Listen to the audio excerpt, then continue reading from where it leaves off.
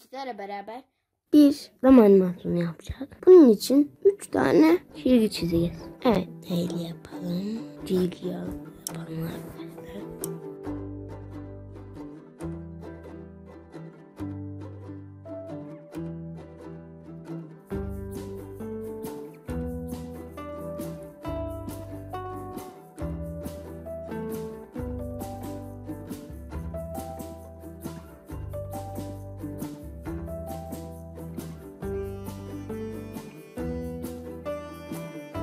Şunları birazcık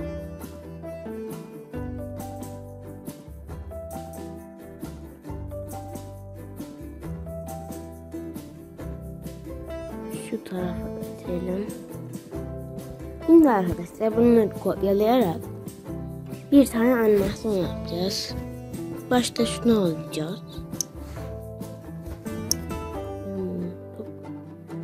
Başta şunu alıp kopyalayacağız şuraya.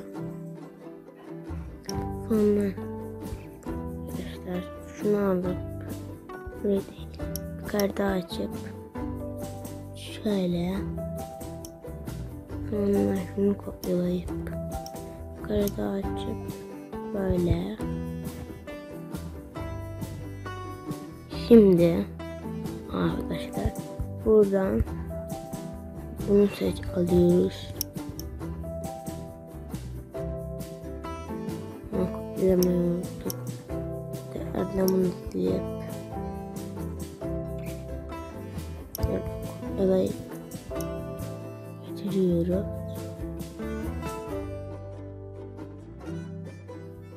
Böyle yapıyoruz.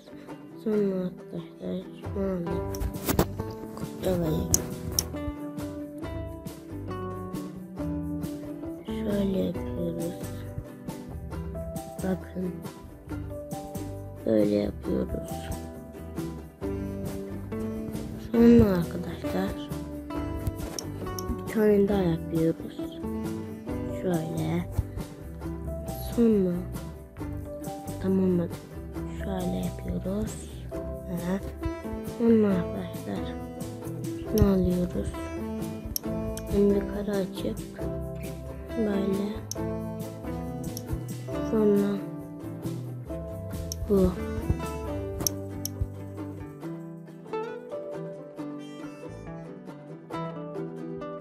Sonra buradan arkadaşlar bunu kopyalıyoruz. Sonra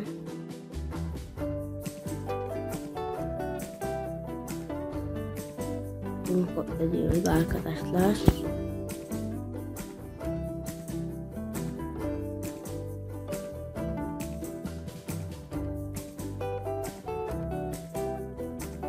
Bu sefer bunu kopyalıyoruz.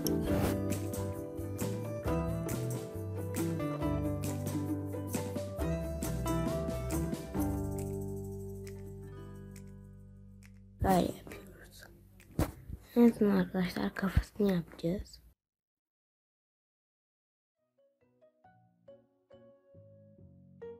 O zaman bunu artık silebiliriz bu kareyi.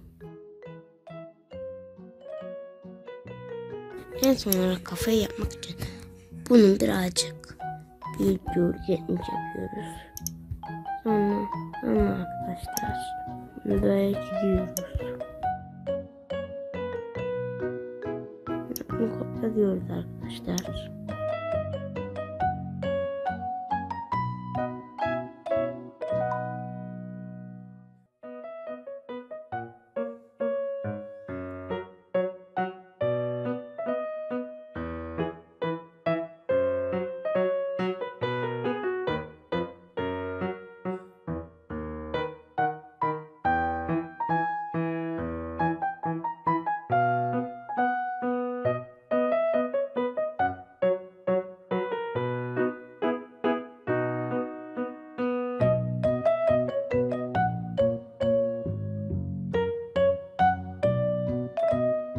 Animasyonumuz böyleydi.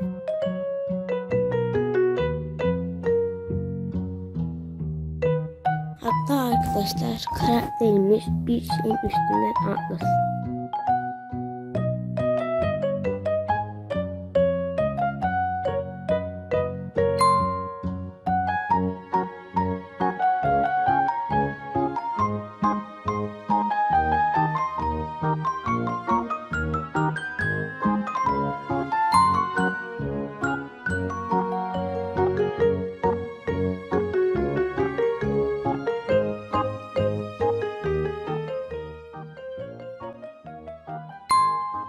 Bir sonraki FlipaClip videomuzdan haberdar olmak için bildirimlerinizi açmayı, abone olmayı unutmayın.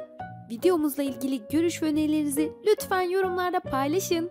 Sizi seviyoruz. Hoşça kalın.